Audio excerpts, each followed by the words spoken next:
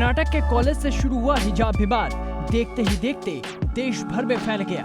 इसकी entry UP चुनाव में भी हुई तो कई दलों ने इसे भुनाने की पूरी कोशिश की, तो पाकिस्तान ने भी इस मुद्दे पर अपनी नाक घुसेड़ दी।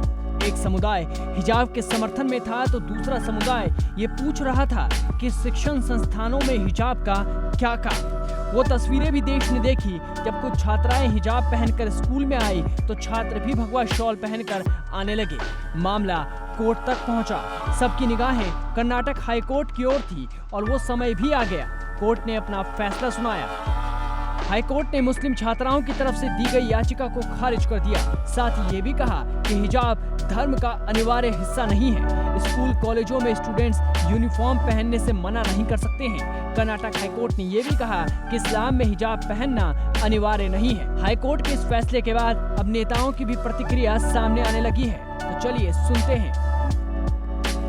देखिए, प्रत्येक जो संस्थाएं होती है उनका अलग से एक कोड होता है।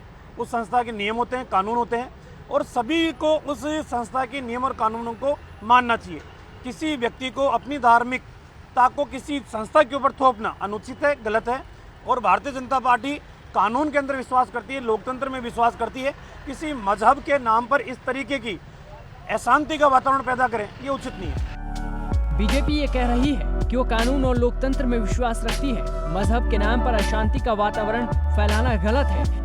ये तो नेताओं के बयान थे। अब इस मुद्दे पर लोगों का क्या कहना है, ये भी जान लीजिए। हिजाब का मामला आया है तो हिजाब के मामला के अंदर औरत के जो सर के बाल होते हैं ये आते हैं सतर के अंदर। और हाई कोर्ट ये कहती है कि ये इस्लाम से जुड़ा हुआ मुद्दा नहीं है, ये इस्लाम से जुड़ा हुआ, इस्लाम के अलावा दूसरा मुद्दा नहीं है। ये कोर्ट का फैसला अपनी जगह पर है और अल्लाह और उसके रसूल की जो शरीयत है वो अपनी जगह पर है।